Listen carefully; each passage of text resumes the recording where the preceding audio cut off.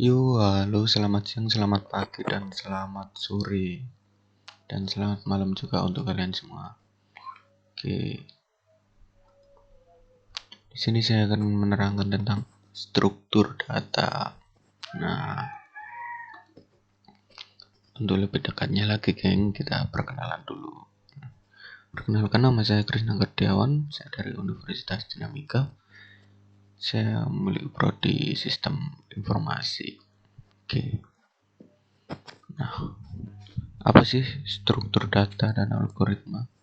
Struktur data adalah cara programatik menyimpan data sehingga dapat digunakan secara efisien. Hampir setiap aplikasi perusahaan menggunakan berbagai tipe struktur data dalam satu atau lain cara. Tutorial ini akan memberi Anda pemahaman yang baik tentang struktur data yang diperlukan untuk memahami kompleksitas aplikasi tingkat perusahaan dalam kebutuhan algoritma serta struktur data. Terus algoritma apa sih? Algoritma adalah urutan langkah logis yang digunakan untuk menyelesaikan suatu masalah. Singkatnya, sebuah masalah harus diselesaikan dengan beberapa langkah yang logis. Oke. Kategori penting dalam algoritma. Untuk yang pertama, search. Algoritma untuk mencari item dalam struktur data. Kedua ada sort. Algoritma untuk mengurutkan item dalam urutan tertentu. Yang ketiga ada insert. Algoritma untuk memasukkan item dalam struktur data. Yang keempat ada update. Algoritma untuk memperbarui item yang ada dalam struktur data. Yang kelima ada delete. Algoritma untuk menghapus item yang ada di struktur data. Kita ke penggunaan struktur data. Apa sih penggunaan struktur data?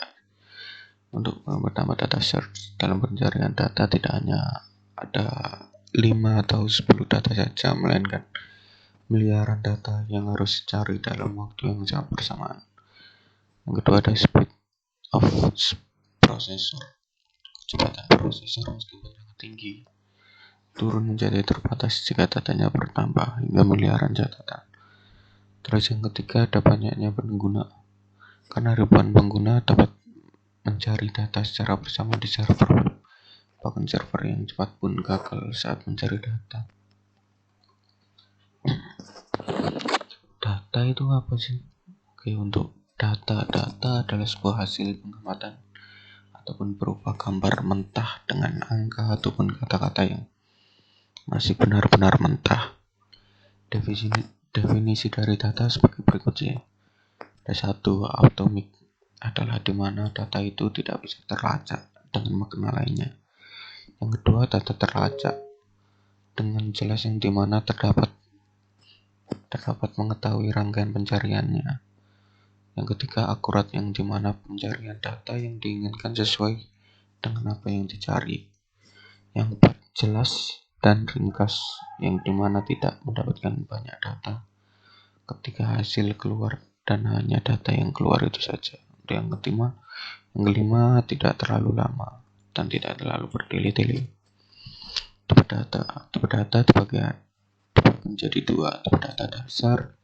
Tipe data dasar adalah tipe data bawaan yang dimana dasar dari tipe data contoh teger yang berupa angka, boolean yang berupa keputusan benar atau salah, atau bisa juga disebut true dan false. Terus float, angka desimal, char yang berupa karakter, string berupa kalimat. Nah, untuk tipe data yang kedua yaitu tipe data turunan. Tipe data ini adalah tipe data yang penggunanya atau pengimplementasiannya berdiri sendiri karena bisa berlangsungannya sendiri ataupun dikombinasi. Indeks, pemahaman tentang array. Array adalah suatu wadah yang bisa digunakan untuk menyimpan data yang sama dengan banyak elemen. Yang jelas, elemen array yaitu terdapat pada wadah. Array berupa indeks. Indeks adalah setiap lokasi isi data yang terdapat pada array. Nah, ini contoh array. Misal seperti ada pengurutan data yaitu 10, 20, 30, 40, 50, 60, 70, 80, 90, 100. Nah, dari ini masing-masing kan ada kotak-kotak. Nah, kotak-kotak ini yang disebut array. Nah, ini berkisar 10 array. Nah, untuk arraynya sendiri kita bisa langsung ke Java. Nah, ini Java yang sudah saya rangkai. Yang pertama, jangan lupa menggunakan public station voice. Nah, di sini saya menggunakan string untuk baca arraynya. Terus kita pakai integer. Nah, kita pakai gang. Kenapa kita integer? Karena di sini kita memakai angka. Kalau string kita hanya bisa memakai kata. Nah, di sini saya menulis 3, 6, 9, 12, dan 15. Habis itu kita pasang integer lagi. G kita pasang sebagai 3. Nah, dan N kita pasang sebagai 5. Nah, item ini nanti adalah penggunaan di barisan terakhir di sini. Item sama dengan 10. Integer dengan indeks.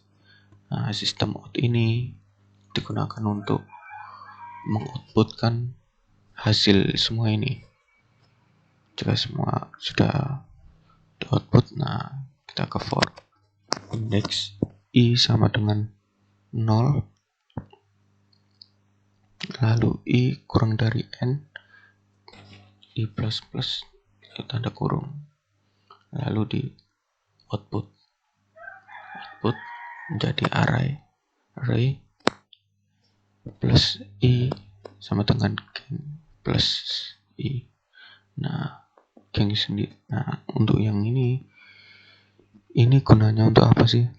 Nah, ini gunanya untuk yang ini gunanya untuk menampilkan array kita.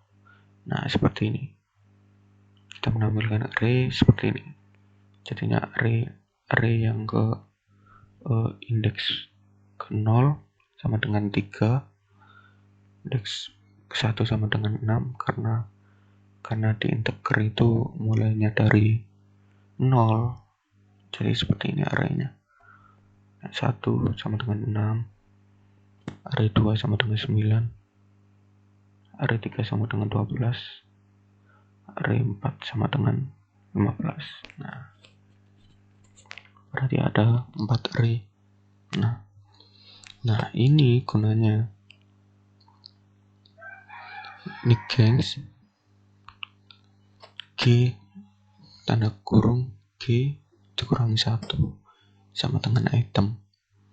Nah, ini gunanya untuk nah, seperti ini nanti hasilnya. G tadi kan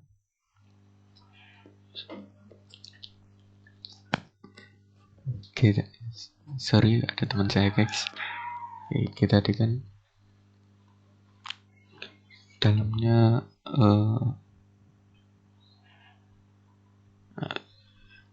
G tadi adalah indeks yang di dalam kurung array ini. Jadi G kurangi 1, yang berarti G nya kan 3 dari indeks 0, 1, 2, 3. Nah, terus dikurangi 1, akhirnya yang dibacakan yang nomor 9. Nah, maka dari itu untuk indeks value yang ke array yang kedua, yang semula hasilnya 9 akhirnya dirubah menjadi 10. Nah, 10 ini dari mana? 10 ini dari item yang sini. G1 sama dengan item. Nah, itu sih dari saya. Oke, itu mungkin dari saya. Jadi maaf bila ada salah-salah kata. Oke, terima kasih.